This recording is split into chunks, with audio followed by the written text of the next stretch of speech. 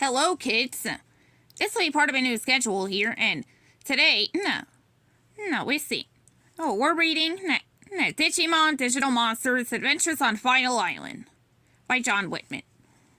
Written, by the way.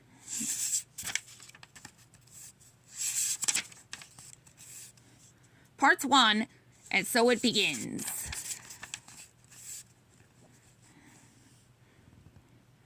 If there was one thing, Tai Chi, Kamiya, also known as Tai, likes better than summer camp, it was an afternoon off from summer camp. While the other kids played baseball or learned how to weave baskets, Tai snuck away to enjoy some downtime and the hot sun. Leaving the campgrounds behind, Tai found a nice wide tree branch and decided to relax for a while. Camp was cool, but sometimes Tai needed something a little different from the everyday routine. Tai jumped up and as he grabbed the lowest tree branch when he heard a voice behind him. "Hey, Tai, what are you doing?"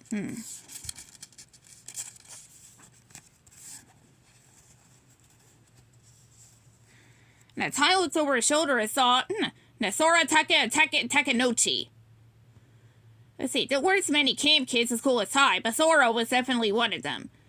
Still swinging from the branch, Tai said, "Just hanging out." He pulled himself onto the branch and stretched out. He could already feel the sun warming his skin. "Well, Matt and I are going down to the lake. You want to come?" Tai thought about it for a minute. Yamato Ishida, whom everyone called Matt, was one of the most fun kids at summer camp. He was always good for a laugh, but Tai didn't feel like going. He'd been to the lake already that morning. He'd been to the lake yesterday, too. And the day before. And the day before that. This day just felt too normal to him. He wished something different would happen. Little did he know, his wish was about to come true. "No thanks," Tai started to say. "I think I'll just..." "Hey!" He stopped to feeling something chilly touch his cheek, brushing it away. He saw something soft and white on his fingers. "What's wrong?" Sora asked. "This looks like a snowflake," Tai said. "Snow?" Sora asked, doubtfully. "In the middle of July?"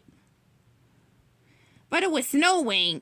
As the two kids looked upward, thick clouds covered the sun and more snow began to fall. A few other kids who were wandering nearby on their way to or from the lake stopped to look up. Tai recognized most of them. Matt was walking toward them, probably looking for Sora, but he stopped in surprise. When the snow began to fall. On the porch of a nearby camp cottage, a fourth grader, named Koshiro Izumi, also known as simply Izzy, sat poking away at his laptop computer. He had his nose so close to the screen, he didn't even notice the snow piling on his head. Mimi Tachikawa, sat near the cottage, picking pink flowers to match her pink dress. She stood up and held out her hands, to catch a snowflake as another kid rushed by her. A little second grader named Takeru, Takashi. Takaru, or TK, was Matt's little brother.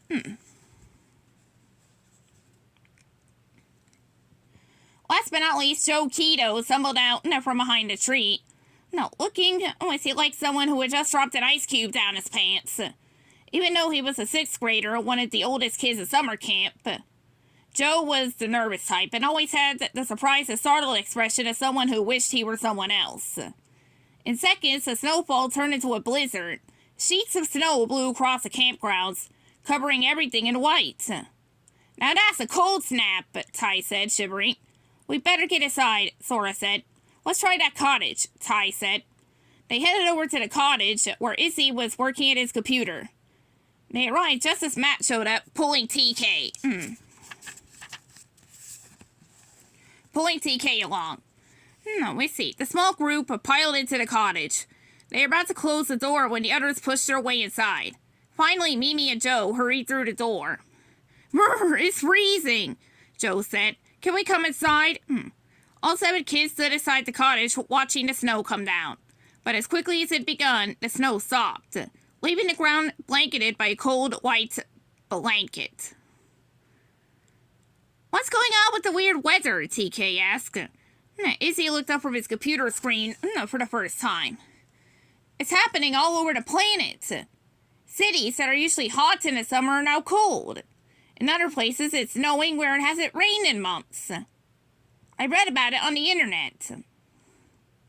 I guess this means the canoe races at the lake are canceled, Sora said. Ty shrugged. So let's go sledding instead. He threw open the door and rushed outside, followed by Sora. Joe Keto hesitated. No, I'm worried about catching a summer cold, he said. No, let's see, but this is ridiculous. Mimi stepped in front of him, smiling at the fresh, sparkly snow. Wow, let's make snow angels. I wish I brought my fluffy pink snow boots. All the kids, rushed outside, into the snow. Except for little Izzy, who kept trying to get his computer link activated. The machine bleeped, and he groaned. Still not working. Bummer, this storm's making a mess of my infrared internet connection. Outside, Ty looked up from the glistening snow to the sky, which was shining even more brightly. Even though clouds still hid the sun, an eerie, intense light was turning the sky different colors. Waves of blue and orange light streaked across the bonnets of the clouds. Hey, Izzy, come out. You gotta see this. No, Izzy, he called. Wow, it's beautiful, Mimi said. Magical, even. Yeah, Izzy said, joining the others. But what is it? I don't know, Joe said nervously. But I think we all ought to get back inside before we catch pneumonia. And miss this, Matt said. This guy is like short-circuiting. As they watched, the beautiful lights grew brighter. Then a single dot of fiery light appeared. It grew brighter and larger, swirling around like a spinning ball of flame. A moment later, the sky exploded. Ty and the others, threw their arms up, protectively as a snowball flared up. Looking at their squinting eyes, Ty saw 7 rays of light streaking toward the ground. Watch out, he yelled. The light beams exploded at the feet of the 7 kids, sending up a shower of snow and ice. The kids dove into the ground, covering their ears against the noise. As the echoes of the explosion died away, they all stood up again, wiping half-melted snow from their faces and hair. Despite the noise of fire, no one appeared to have been hurt. Is everyone all right? Sora called out. Matt held his little brother to his feet. We're still here. That was scary, Mimi said breathlessly. Joe was still trembling. What was it? Izzy, who was smart for his age, or any age, scanned the snowy ground until he spotted a small hole. Those must be where one of those things hit. Maybe they were meteors. He peered into the hole and saw something begin to glow faintly. The pale light suddenly rose up out of the hole and floated in the air. At the same time, little globs of lights rose out from out of the other holes as well. I'm no rocket scientist, Matt said, but I don't think meteors do this.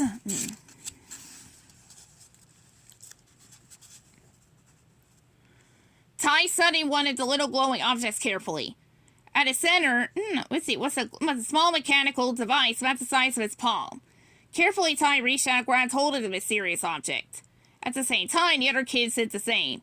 The lights vanished, and the children held in their hands small machines like tiny computers. What are they? Ty asked. Izzy studied one. It looks like some sort of miniature digital apparatus, he said scientifically. With no instructions? Joe asked nervously. Ty heard something roar. Looking up, he could hardly believe what he saw. An enormous wall of water suddenly rose up out of the ground. Flecks of white foam splashed at the top of the wave 100 feet above them. Forget the instructions. Surf's up, he yelled. The enormous wall of water rolled toward them. It lifted the 7 kids up and carried them high into the sky. Ty felt himself tossed and turned back and forth. Was he rolling and tumbling in the water until he could no longer tell which way was up? Just when he thought he could no longer hold his breath, He was pulled to the top of the wave. He gasped for breath. Everything's going to be alright, Wizzy told himself, trying to calm his panicked heart. He'd been surfing before. This is just a really big wave. All he had to do was ride it out and they'd be fine. But then Ty looked down and knew that this was no ordinary wave. Beneath them, the ground seemed to open up into a hole wider than the Grand Canyon. The water poured down the hole with the sound of 100 waterfalls, carrying Ty and the others with it. Ty felt himself falling down into the huge pit. Then everything went black. Ty! Yoo-hoo! Ty! Ty was lying on his back on solid ground. His eyes were still closed, but he felt warm sunlight on his skin again. Ty! He heard his name again. Ty opened his eyes and looked up. And he found a pair of wide eyes. Staring down at him. The eyes were attached to a basketball-sized blob with a big mouth and thin, floppy ears. The blob was sitting on his chest and smiling. Hello, Ty! Yeah! Ty shouted in alarm. He jumped up, throwing the creature off him and scrambling away. He was in the middle of a forest somewhere. Hey! The creature said, bouncing toward him. You don't need to be afraid of me. I'm your friend. I'm your friend. The creature bounced around him excitedly. Ty stared at the little creature for a moment. He'd never seen an animal like it. It had no arms and no legs, and it talked. He said. Just what are you? Have you had your rabies shot? The creature laughed. Everything's going to be all right now. I've been waiting for you. The little bouncy ball jumped into his arms. Waiting for me? Ty asked. My name is Koromon, and we're partners. What does Koromon mean? Ty asked. Talking head? It means brave little warrior. And don't forget it. Koromon laughed again. I am a digimon, short for digital monster. How do you know my name? Ty asked. And what do you mean you were waiting for me? Something rustled in the underbrush, and Izzy appeared, still carrying his portable computer. Ty? Izzy, Ty said. And here's where we're going to end it off for now. Expect another one later on today. See you next time.